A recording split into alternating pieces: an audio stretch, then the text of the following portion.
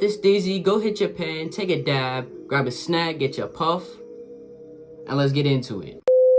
So for my first time ever getting drunk, I'm gonna backtrack, y'all, back to like beginning of 2023. So I'm around 14 years old at this time, and I don't have any transportation. Like, I do not have a car, I do not have a permit, I don't have anything besides a scooter and a bike. I'll tell y'all what I took later in the story. So basically, for my first time getting drunk, it was with one of my homegirls that I haven't seen in forever. She called me up and she was like, yo, I want you to come see me. So after she says that she wants to see me, I'm like, all right, yeah, cool, I'll come over tonight. And she's like, all right, bet. So I hang up, get my shit ready and stuff. I'm just packing my bags right now because my parents are still up. And I left the house around like 1 or 2 o'clock in the morning. I don't remember. And so I was planning to leave when my parents closed their door and not when they went to sleep, because I would have to wait way longer for them to go to bed. Then I can leave. So I just waited till their door closed and then I was gonna dip. A couple hours go by, now everybody's getting ready for bed and I'm already ready for bed. Like, I'm in bed ready with my clothes on under the blankets because I'm always prepared. So they go to their room. As soon as they close the door, I jump up, turn off everything, turn off my TV, turn on my fan, and I climb out the window. My house and her house weren't fairly that close. It was a pretty good distance to walk, so I wasn't gonna walk all that. I took my scooter, and it wasn't even a far scooter ride either. It was like 5 minutes or so. And so now that I'm ready, I'm outside, pick up my scooter, and this is my last chance. Do I either want to stay and not get caught, or do I go and risk it? Obviously, I risk it. You gotta risk shit in life. That's how it goes. So I'm on my scooter pedaling down my road and I get ready to turn on 2 Mile. Now, to sum up what 2 Mile is a long road from one point of the town to the other point of the town. So it crosses through a lot of houses, a lot of stores, a lot of everything, and it's just from point A to point B. That's what that road's for. It's just a long straight road. So I'm going fast as fuck in the middle of the night. I forgot to say, but I'm terrified of coyotes. Like, I hate coyotes with a passion. 1, they're loud and annoying. 2, when they're in packs, they can attack you. Come on now, bro. And when they howl in packs, that's even more scary, bro. I'm not fucking with no coyote. So at that time, I always had a 15-inch machete anywhere I go at night in my fucking pants. I was just hoping I didn't get caught with it because, bro, a 15-inch machete on a minor is crazy. So I'm going up. I can't wait to see her and shit. I'm already hyped as fuck. You know, have my dad's pen in my pocket. And I get to the start of the apartment complex. And she was already there waiting for me at the start of the complex. So I give her a hug. You know, we laughing, chilling, just talking. And then we walk to her crib. And I don't remember the specific words she told me, but outside she said something along the lines of, don't be on your phone and don't be that shy because my aunt hates it, or something like that. So I'm like, all right, babe, yeah, I could do that easily. I mean, I'm not a shy person. So as soon as I walk in, you know, I greet everybody, dab everybody up. So there wasn't that many people there at first. It was me, her, one of her homegirls, I think her aunt's friend, and then a kid, and then a guy that came like 5 minutes after I came. So after I go inside, dab everybody up, you know, she's passing out shots now. Everybody's taking a shot. And I've never taken a shot in my life. Up to that point of my 14 years of living or so, I've never taken a shot. And she had some E&J at the time. And everybody knows E&J is good as fuck. So I didn't know how it was gonna affect me or if it was gonna taste bad at all. I was just hoping for the best, for real. And then she asked me if I need a chaser. I'm like, no, I'm finna raw dog this shit. I do not need no damn chaser. What do I look like, a pussy? He's like, all right, whatever. She needs a chaser, everybody else has a chaser. And then we cheers, we take the shot, put it down, no facial expression. She was good as fuck, I'm not gonna lie. It's very sweet too, it's very good. And then boom, round 2, I can't even get the taste out of my mouth and she's already pouring up 2 shots more. And I'm like, all right, bro, this is gonna be a W night. So we all taking shots now. Now I'm 2 shots deep, bro. And when you've never drinking and you're already 2 shots, you're gonna start feeling most of the effects. I didn't feel it at first because I kind of smoked before I got there. Like, on the way there, I was hitting my dad's pen, but that was about it. So after the 2 shots, I'm cool, I'm calm, I'm hyped as shit. She gets up and goes to a room and goes to lay on the bed because she's not feeling great. And then her homegirl goes behind her and then comes back out. And I'm sitting here while she's in the room. I'm playing with the cat on the floor while I'm sitting on the chair. Yeah, that cat was probably retarded or something, or off something. I don't know what's up with that cat. But so after those 2 shots that I took, somebody knocks on the door.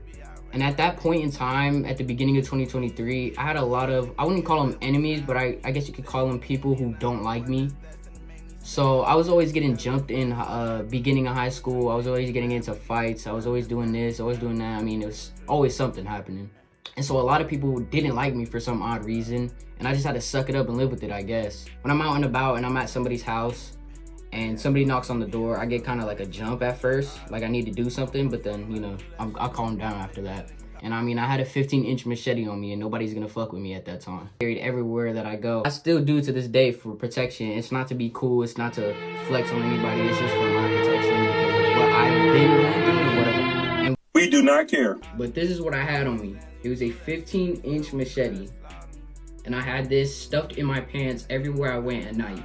Yeah, I'm pretty sure no coyote was gonna fuck with me, bro. But as soon as I heard the knock on the door, I get the jump, and then, you know, she runs to the door. She's like, oh, damn, you scared all of us. And it was this guy. I didn't know him up to that point, but, you know, I started chatting with him a little bit, dab him up. An hour goes by, now I'm 5 shots in. Within that hour, we took 2 more shots or so, just relaxing. And then she goes to the room, and me and the dude that just walked in, we're standing in the hallway. I'm up against the wall, and we're just chatting about shit, just life and shit. And he pulls out a blunt. I love to smoke, so if you have something, I'm praying that you can at least share with me. And I was like, damn, I really wish I had a blunt or something to smoke right now besides a pen. And so he sparks it up, he takes like 2 hits off of it, and then he says, you know what, bro, you can have it. He gives me the whole fucking blunt, and he's like, all right, I'm gonna head out. He dabs me up, dabs everybody else, and he dips. Now I have this blunt to myself, I'm smoking damn near half of it. And then I pass it to my homegirl, and she takes a couple hits, passes it to her homegirl, she takes a couple hits, and then it was gone after that. I get up, you know, I'm feeling like I want another shot and shit. So I'm going out there. Her homegirl was out there, she poured up me a shot, she took a shot. We all took like another round of shots. So now I'm like 7 shots deep, bro. And up to that point, I've never drinking, obviously, and now I'm 7 in. Damn. And since I've never drinking, I did not know how much I was going to consume that night, and I took over 8 shots that whole night, 8, and like within a span of 2 hours. Once I go to sit back down, that's when I feel it. I was like, whoa, what the fuck? My vision's blurry, you know, I'm a little wobbly. Like another 2 hours or so goes by, now it's like 4 o'clock or so, and I'm ready to dip. You know, I'm not as high, but I'm still drunk, but I'm not as high. So then I dab everybody up, say bye to my homegirl, say bye to everybody else in the house, and then I dip. I'm on my scooter going back home. And when I have to leave at night and I'm drunk or high, I hate doing that shit. I get so paranoid. I don't know what it is. When I know I'm good because I have something on me, but I just don't know what could happen, you know? Because I really do hate the dark, I'm not gonna lie. And I hate them bitch ass coyotes. Hey yo, tell them coyotes I said fuck they mom, bro. But yeah, I'm hyped this shit, you know, scoot into my house. As soon as I get to my house and I start heading to my window, I catch myself just staring at the sky and looking at the moon and stars and shit and just thinking. Now, I'm not a heavy overthinker, but I would overthink a lot of things. But I'm not really that overthinking of a person. I just like to think a lot about one thing. And so now I'm chill, I'm cool, just staring off into space, thinking for like 30 minutes. And then I get into the house. So as soon as I get into the house, take off most of my clothes, put them under my bed so they don't smell like weed when I wake up. And then I go to lay down and watch TikToks. I'm laughing my shit off, completely forgetting I have my dad's pen in my pocket. And so once I put the cover over me to like watch more and get more comfortable, I was like, oh shit, I have my dad's pen on me. And right then and there, I was like, yo, what if I hit the most cleanest ghost under my blanket right now? And the reason why I said under my blanket was because I have a fan on in my room all night, every night, because I just like my room cold in general. So I was gonna do it under the blanket to limit the airflow, obviously. And I was like, you know what? I'm gonna smoke as much as I need of this until I hit the perfect ghost. And that's when this masterpiece came in. The bitches we gon' fuck her what? I got plays to make. I asked if she gon' suck her what? I got. And so after I hit that clean ass ghost, I'm like, you know what? I think I'm ready for bed and shit. I'm calm, I'm hyped. Still drunk, still beyond belief faded. And then I took like another shot of what my mom and dad had in the freezer, which was disgusting as fuck. I think it was Bacardi. So that was my second ever tequila ever tasting was Bacardi. After I take the shot, come back to my room, now I'm really feeling everything, like all into this one big old ball, like it's just enclosed in my chest and I can just feel everything, but I'm calm, I'm cool. So then lay down in my bed, turn off my phone, and I pass out. When I woke up in the morning, I realized, how am I not hungover? When that was my first time drinking, took hella shots, took more shots on top of that at my house. How am I not hungover? And then the more I started to drink, every single night, I realized I don't get hangovers. So that was like a big ass plus for me, bro. I would wake up in the morning feeling good, feeling re-energized, and then I'll just do it again. I don't get hangovers. I guess it's just some shit that's in my genetics, I guess. I don't know. But yeah, it was hella fun that night, bro. And then like a week later or so, I was going to some dude's house because he wanted to smoke with me. And everywhere I went, I had like this travel backpack that had all my weed, all my carts, all my lighters, snacks, and everything, and I had it in one small backpack. It was like decent size. I had everything that had to do with weed in there. I had everything in there. So when I would think cops were following me, I would toss it in a bush and then hide behind a car or something like that. But I was just being paranoid. But yeah, after like a couple nights, I would go over to his house and smoke with him. There was a specific night that I vividly remember, and that was when I got to his house. I remember having everything in my backpack. I know how many carts I had. And I remember what I had in the bag. I had 3 ice and fire carts. I had 2 big ass glass jars of just straight weed, gas, I'm telling you.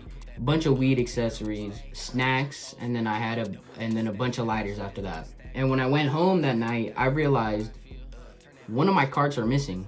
And immediately, as soon as I seen one of my carts are missing, I already knew it was him. And I'm not really cool with him like that, so I was like, why the fuck would you just steal from me like that? Like, bro, as soon as I seen it gone, I already knew who took it, because he is like a fucking cart addict. I'm telling you, he's a fiend for carts. I'm sitting there like, bro, what the fuck? Why did you just, like, I could have sold you it or something. And so I let it be for one night, and now I'm getting really aggravated because every time when I asked him like 3 times or so, and he says, nah, I don't know where your cart is. I didn't touch your cart. Really, nigga? Really? You didn't touch my cart. So then I came up with this fucking big ass plan. Can't talk about it for legal reasons, but I will go in sort of in depth with a couple parts. So I went to go confront him in person because I was doing this all over text. So I go to his window, knock like a fucking FBI agent, and I was like, if you don't give me my cart, we're gonna have to fight. And you want to know what he told me? He was like, I don't have your cart. I already smoked it. You're telling me within that 2-day period, you smoked that whole cart. So then I was like, I don't give a fuck about any of that. Where is my $50? Ice and fire carts are so expensive these days, bro. Those 3 carts was $150 for 3 carts. And now I'm $50 down the drain because of this bozo that wants to steal my shit. And so after I'm like, I need my $40 right now. I'm not leaving. He's like, I don't got no money. I don't have your car. It's already gone. And so I was like, all right, bet. Say no more. A week passes. I went down to his house. And so as I'm walking down to his house, I have a backpack on. I have black clothing and then rubber blue gloves and a ski mask. And in that backpack, I had a bunch of tools. I was about to fuck this dude's grandma's car over. First thing I did was pour sugar, salt, and Pepsi down into the gas tank.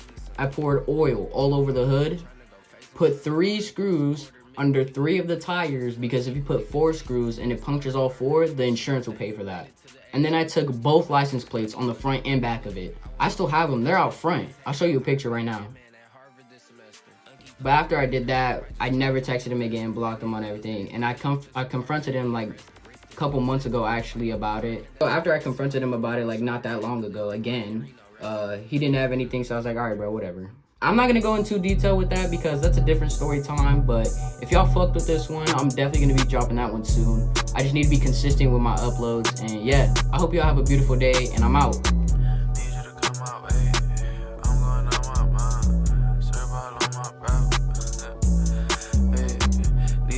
My way, I'm going out my mind. Dirty MG, they blue.